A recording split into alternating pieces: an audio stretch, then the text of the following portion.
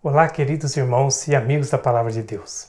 Eu vos saúdo com a paz do nosso Senhor Jesus Cristo e desejo que possamos desfrutar desses momentos que vamos passar aqui estudando a Palavra de Deus e que ao terminarmos esse estudo, você possa ter a certeza de que você teve aqui um encontro com o Senhor Jesus.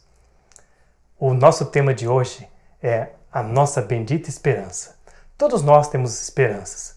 Quando somos crianças, temos esperança de um dia crescermos e fazer coisas que vemos adultos fazer. Quando somos jovens, temos planos de comprar o nosso carro, tirar a nossa carta motorista, comprar o nosso primeiro carro. Temos planos de um dia casar, termos a nossa própria família. Quando já adultos, temos esperança de educar os nossos filhos para serem uma bênção para a igreja, para a sociedade. E são estas esperanças que nos dão motivações. E Deus, na sua infinita sabedoria, Ele nos deu uma motivação muito especial. Em Tito, capítulo 2, verso 13, diz assim a palavra de Deus: aguardando a bendita esperança e a manifestação da glória do nosso grande Deus e Salvador, Jesus Cristo. Esta esperança é mais do que uma esperança. Quando diz a bendita esperança, é uma certeza que nos é dada de que Jesus vai voltar. E agora, mais que nunca, sabemos que Ele vai voltar muito em breve. Eu gostaria de compartilhar com você uma experiência que eu li há muito tempo atrás. Dizia acerca deste garotinho que perdeu seu pai. O pai havia falecido e a mãe, para confortá-lo, lhe disse: filho, não precisamos ficar muito tristes. Quando Jesus voltar, ele vai acordar o papai. Então, o garotinho, naquele mesmo dia, ele viu chegando para fazer o funeral o pastor, bem vestido, trajado com seu terno. Ele correu para o pastor e perguntou: você é Jesus? E o pastor disse para ele: não sou Jesus. Ele, olhando para o pastor, disse: mas você conhece Jesus? E o pastor disse para ele: sim, eu conheço Jesus. E o garotinho pediu ao pastor, falou assim: por favor, fale para ele voltar logo, porque minha mãe disse que quando ele voltar, ele vai acordar papai. Queridos irmãos, essa era a esperança daquele garotinho, a bendita esperança da volta do Senhor Jesus. Essa também a sua maior esperança. É essa a tua bendita esperança de encontrar com Jesus em breve e ir para sempre morar em um mundo melhor do que esse. No livro A Fé pela Qual Eu Vivo, o Espírito Profecia diz assim: uma das verdades mais solenes e não obstantes mais gloriosas reveladas nas Escrituras é a da segunda vinda de Cristo, para completar a grande obra da redenção. A doutrina do segundo advento é verdadeiramente a nota tônica das Sagradas Escrituras. A vida de Cristo, ela é referida na Bíblia 1845 vezes, sendo que 1527 dessas vezes estão no Antigo Testamento e 318 no Novo Testamento. Por isso o Espírito Profecia diz aí, é a nota tônica de todas as Escrituras. A vinda do Senhor, ainda diz a inspiração, o mesmo livro, Fé pela Qual Eu Vivo, página 347. A vinda do Senhor tem sido em todos os séculos a esperança de seus verdadeiros seguidores. O verso que lemos no início aqui, dizendo que diz o seguinte: aguardando a bendita esperança e a manifestação do nosso grande Deus e Salvador Jesus Cristo, é o verso de Tito, capítulo 2, verso 13. Este era o verso favorito de Guilherme Miller. Ele cantava esse verso, ele pregava esse verso e ele vivia de acordo com esse verso, crendo que Jesus ia voltar a este mundo. Alguns dos versos bíblicos ditos com mais paixão são os versos falando acerca da vinda de Cristo. E entre eles estão os versos em Jó capítulo 19, versos 25 e 27, onde Jó faz menção da vinda de Cristo, da certeza de que ele seria ressuscitado na vinda de Cristo.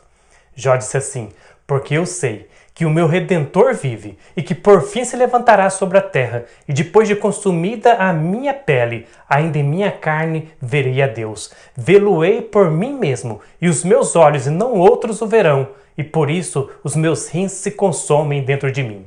Jó, ele era uma pessoa consciente, ele sabia que ele ia morrer, queria descansar um dia, mas ele se apegava à bendita esperança e ele disse: eu sei que os meus olhos e não outros verão a Deus. Ainda depois de consumir da minha pele, eu verei os meus olhos e não outros o verão. Que bendita esperança, que fé, que palavras ditas com paixão. E é essa paixão, essa certeza, essa bendita esperança que nos mantém motivados para continuarmos vivendo e caminhando com Jesus neste mundo de trevas que percebemos estar chegando ao seu fim. Ainda falando sobre a esperança dos crentes, no mesmo livro Fé pela Qual Eu Vivo, agora na página 347, parágrafo 5, diz assim a inspiração: a última promessa do Salvador no Monte das Oliveiras, de que ele viria outra vez, iluminou o futuro a seus discípulos, encheu-lhes o coração de alegria e esperança, que as tristezas não poderiam apagar, nem as provações empanar. Em meio de sofrimento e perseguição, o aparecimento do grande Deus e nosso Salvador Jesus Cristo foi a bem-aventurada esperança.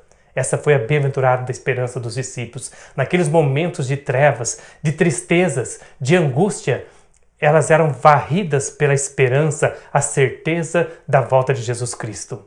E é isso também que pode dissipar as trevas que às vezes nos rodeiam, as tristezas que às vezes sobrevêm sobre nós, as provas que enfrentamos.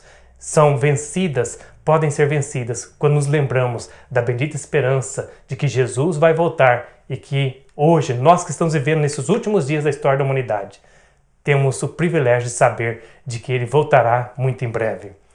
Na rochosa ilha de Patmos, diz a inspiração, o discípulo amado ouve a promessa, certamente cedo venho, e em sua anelante resposta sintetiza a prece da igreja em toda a sua peregrinação. Amém. Ora vem, Senhor Jesus. Apocalipse 20, 20. Está registrado esse texto no livro Fé pela Qual Eu Vivo, mesma página, 347. Esse, queridos irmãos, é o dia que todos os crentes devem almejar, que todos nós devemos esperar e aguardar, como cumprimento de toda a obra da redenção de Jesus Cristo e de todos os desejos e esforços da nossa alma. Devemos juntos dizer: apressa, Senhor Jesus, este bem-aventurado dia, esse dia da nossa bendita esperança, quando te veremos vindo nas nuvens do céu. No Grande Conflito, página 320, página 302, diz a inspiração: do calabouço, da tortura, da forca, onde os santos e mártires testificaram da verdade, vem através dos séculos a voz de sua fé e esperança, estando certos da ressurreição pessoal de Cristo, e por conseguinte de sua própria, por ocasião da vinda de Jesus, diz um desses cristãos, desprezavam a morte e verificava-se estarem acima dela. Quando estavam enfrentando a morte, o que o Espírito Profecia está dizendo aqui é isto: quando eles estavam enfrentando o calabouço, a morte, a tortura, os santos, eles olhavam além da morte. Eles pensavam mais na bendita esperança do que na morte, e por isso desprezaram a morte e testificaram da sua fé em Cristo Jesus. Um dia, a irmã White estava com o irmão dela, o Robert. Eles foram visitar um grupo de crentes em uma igreja e ali eles falaram da bendita esperança que tinham no seu coração da volta de Jesus. Infelizmente, aquela congregação rejeitou a mensagem da volta de Cristo. Eles saíram um pouco desanimados daquela igreja e no caminho de volta para casa, quando estavam assim desanimados, eles comentaram entre eles: será que eles estavam equivocados acerca da mensagem da volta de Cristo? E aí Robert perguntou para a irmã White e disse assim: o que essa esperança tem feito por ti, Ellen? Serias agora o que você é, se não tivesse ouvido a doutrina próxima da vinda de Cristo? Que esperança te inspirou isto ao coração? Que paz, alegria e amor te proporcionou? Para mim, disse Robert, a bendita esperança da volta de Cristo fez tudo. Eu amo a Jesus, amo a todos os cristãos, aprecio a reunião de oração e tenho grande alegria na leitura da Bíblia e da oração. Então a certeza de Robert e da irmã White da vinda de Cristo era por aquilo que essa bendita esperança havia feito na vida deles. E eu quero que você pare para pensar comigo agora. Quanta coisa essa bendita esperança da certeza da vinda de Cristo tem feito em sua vida. Quanto essa esperança tem te afetado, tem afetado o seu dia a dia em que você vive. Cada dia, quando você acordar, antes de começar o seu dia, pense que talvez os planos que você fez para esse dia podem ser interrompidos pelos planos de Cristo, para te preparar para a vinda dele, pode ser que Jesus precise mudar os planos do seu dia, mas confie que Deus está a dirigir a sua vida. Ele está a dirigir o curso do seu dia e você deve estar disposto a aceitar. Agora, mais que tudo, cada dia pela manhã, lembre-se de que um dia os planos de todo este mundo serão interrompidos pelo evento mais glorioso de todos os séculos, de todos os tempos, a volta de Jesus. Ele vem, quer o mundo creia e o espere ou quer não. Jesus vai voltar.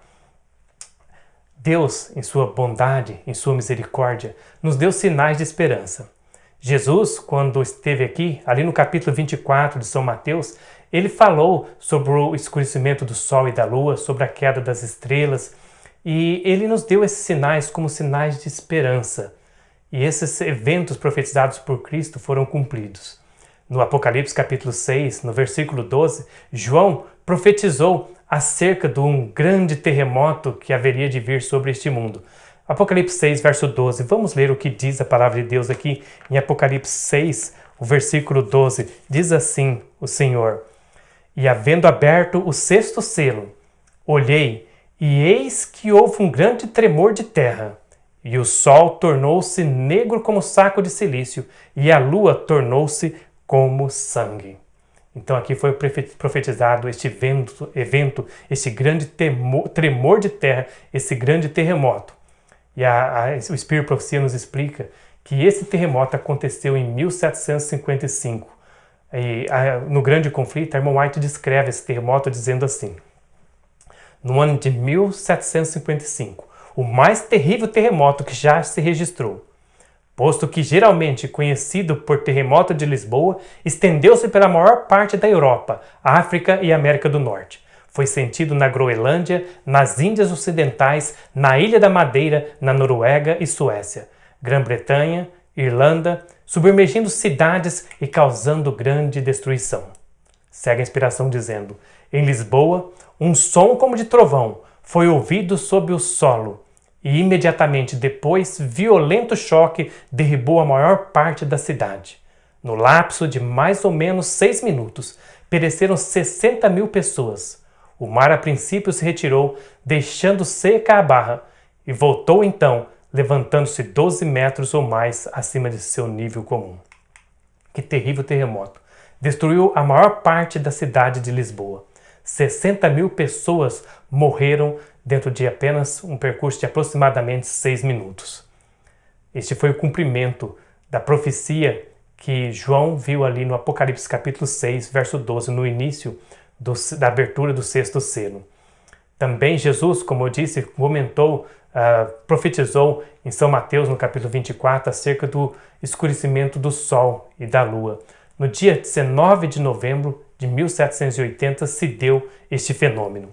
Um fenômeno que a inspiração diz que não é possível ser explicado pela ciência. Grande Conflito, página 306, parágrafo 2, diz assim: inexplicado fenômeno. Que a escuridão não se deveu a um eclipse é evidente do fato de que a lua estava cheia. Ela não foi produzida por nuvens ou densidade atmosférica, pois em algumas cidades atingidas pela escuridão, o céu estava tão claro que as estrelas podiam ser vistas. Com relação à incapacidade da ciência de indicar uma causa satisfatória para essa manifestação, o astrônomo Herschel declarou: o dia escuro da América do Norte foi um daqueles maravilhosos fenômenos da natureza que a filosofia fica confusa ao tentar explicar.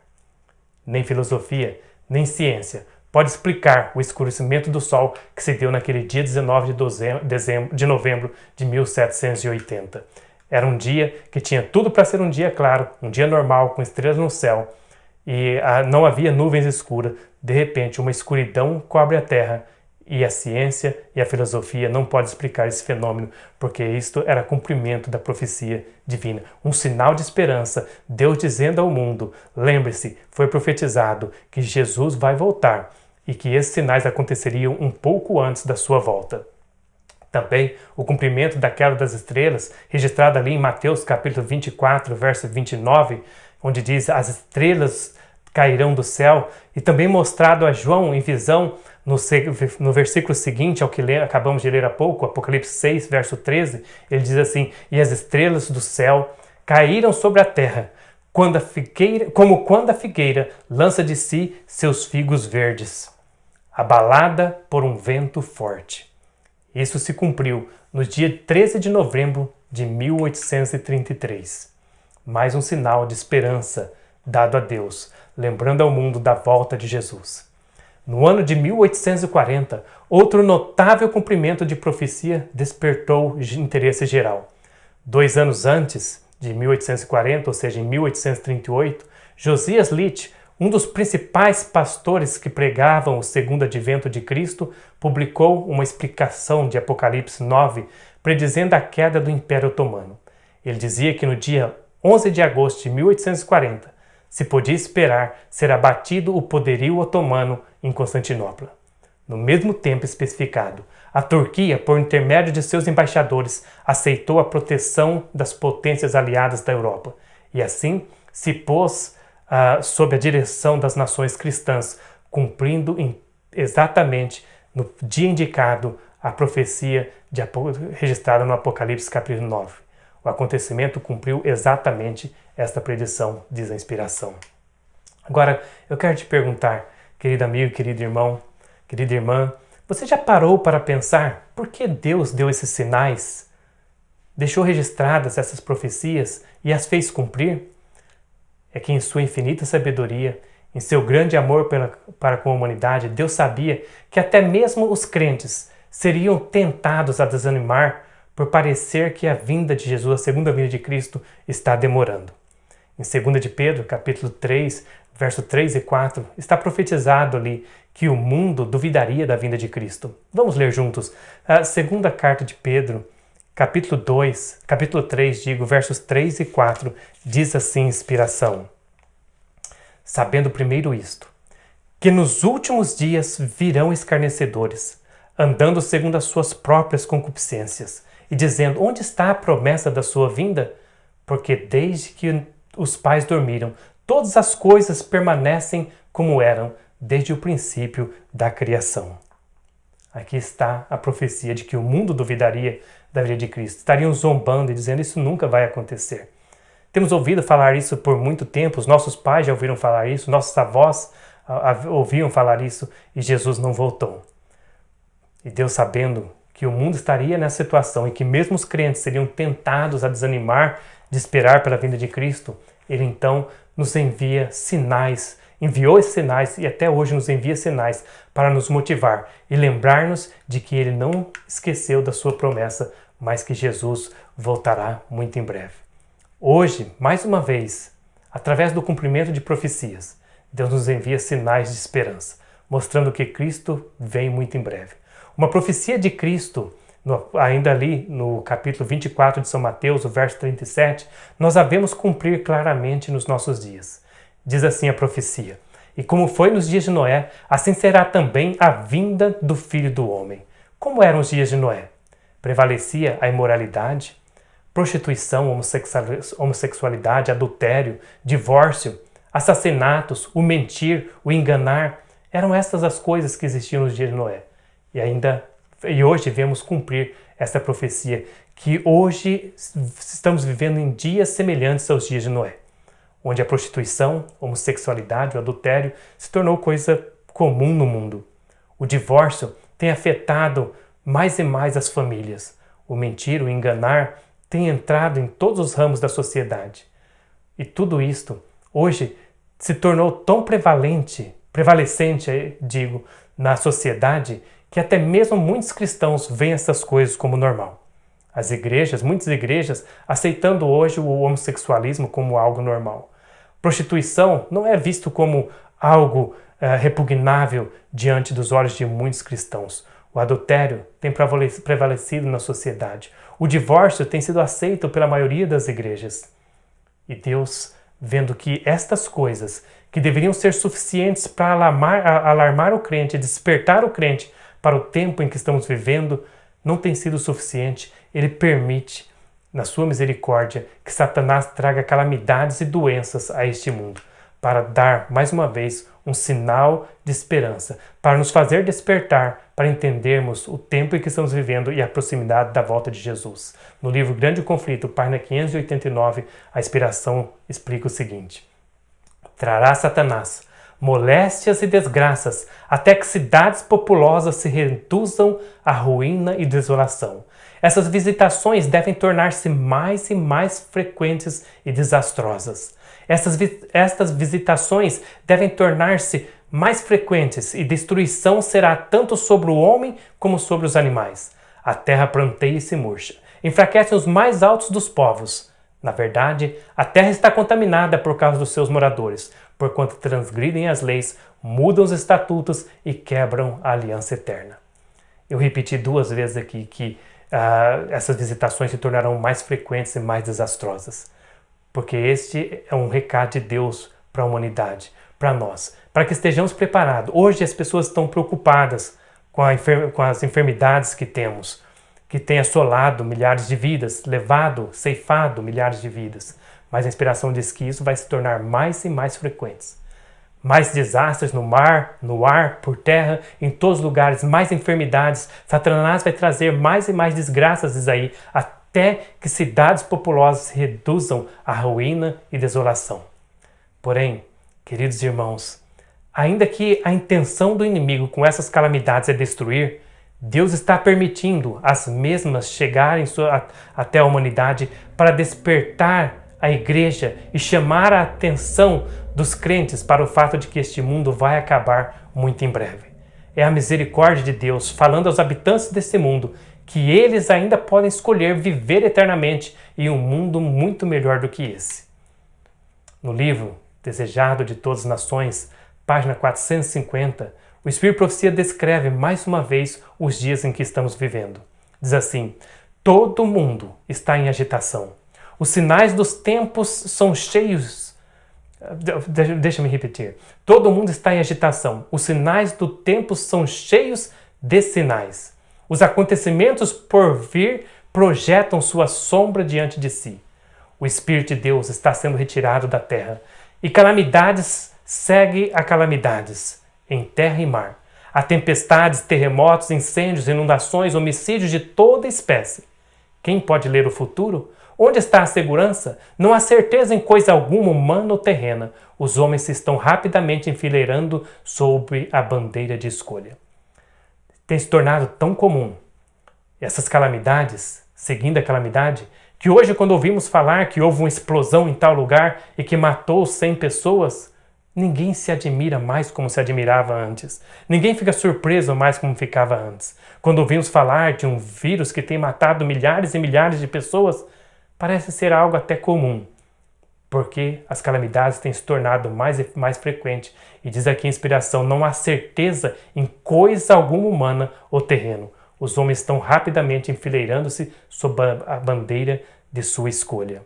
Temos hoje a oportunidade, Deus dando a oportunidade aos habitantes deste mundo de escolherem estarem sob a bandeira do príncipe Emanuel. Segue aí no mesmo livro, Desejado a Todas as Nações, mesma página 450.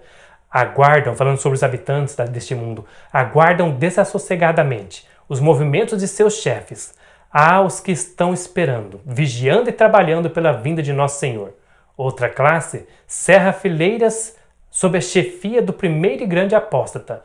Poucos creem de alma e coração que temos um inferno a evitar e um céu a ganhar, a alcançar. Você crê nesse céu que Jesus prometeu nos levar para viver nele um dia?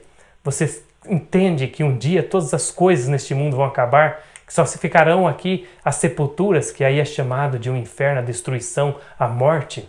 Oh, que maravilhoso amor! O amor de Deus, enquanto o mundo duvida dele e o despreza, ele faz tudo o que pode para salvar o pecador. As pessoas hoje estão preocupadas com doenças, com falta de segurança, com problemas do meio ambiente, problemas familiares, incertezas do amanhã. Muitas são as dificuldades e preocupações que passam pela mente das pessoas hoje em dia. Mas eu tenho uma boa notícia para você. Há uma solução para todos os problemas de sua vida. Há uma solução para todos os problemas do mundo. É a volta de Jesus. É a bendita esperança que tem animado a igreja através dos séculos. E ele voltará muito em breve, porque ele mesmo prometeu. Ali em São João, capítulo 14, verso 1 a 3, ele fez a promessa. E Jesus, quando ele promete, ele cumpre. Diz assim Jesus, João capítulo 14, versículos 1 a 3. Não se turbe o vosso coração. Credes em Deus, crede também em mim. Na casa de meu pai há muitas moradas. Se não fosse assim, eu vou-lhe teria dito, vou preparar-vos lugar. E quando eu for e vos preparar lugar, virei outra vez e vos levarei para mim mesmo, para que onde eu estiver, estejais vós também. Esta é a promessa do Senhor Jesus Cristo, de que Ele vai voltar para nos levar para viver com Ele em um mundo melhor do que esse. Portanto, meu querido irmão, minha querida irmã, não coloquemos nossas esperanças nas coisas deste mundo. Falando acerca daquele terrível terremoto de Lisboa, que ceifou milhares de vidas, a inspiração diz assim no livro Grande Conflito, página 305. Entre outros acontecimentos extraordinários que se refere terem ocorrido em Lisboa durante a catástrofe, esteve o sossobro do novo cais, construído inteiramente de mármore, com vultuosa despesa. Grande número de pessoas ali se ajuntaram em busca de segurança, sendo um local em que poderiam estar fora do alcance das ruínas que tombavam subitamente. Porém o cais afundou, com todo o povo sobre ele, e nenhum dos cadáveres jamais flutuou na superfície. As pessoas colocaram a sua esperança, a sua segurança, tinham esperança de que o cais recém-construído os ia proteger, os guardaria seguros. Aquele cais que foram construído com grande despesa, feito de mármore, coisa linda. Mas, no entanto, quando veio o terremoto, aquele cais afundou. E os cadáveres que afundaram ali, diz a inspiração, jamais flutuaram na superfície. Nada neste mundo nos pode dar segurança, nos pode dar certeza de um futuro, de um amanhã. Porém, nas mãos de Deus nós estamos seguros. No livro Olhando para o Alto, página 85, assim diz a inspiração. Não há ação de nossa vida em que Deus não esteja interessado. Nenhum interesse que não seja precioso à sua vista. Ele declara, e eis que estou convosco todos os dias até a consumação do século. Deus é escudo de defesa de seu povo. Ele estende suas mãos sobre seus filhos confiantes, e ninguém pode ferir um filho seu sem ferir a mão de Deus. Então Deus aqui diz que não há nada na sua vida com que Ele não se importe. Ele se importa com os detalhes da sua vida. Ele te quer mais do que tudo neste mundo. Ele quer fazer de você uma pessoa vitoriosa em Cristo Jesus. Uma pessoa que ganhará o reino de Deus, herdará o reino, herdará o paraíso celestial e morará com Ele um dia.